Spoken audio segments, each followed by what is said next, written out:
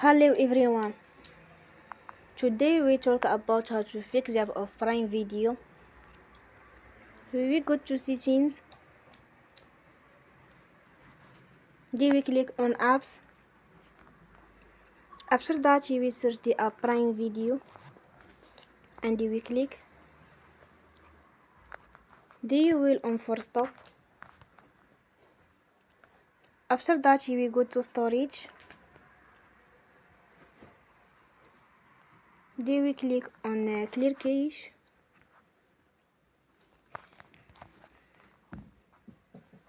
In the end, you will turn off your Wi-Fi and you will turn again. Don't forget to support us by a like and subscribe.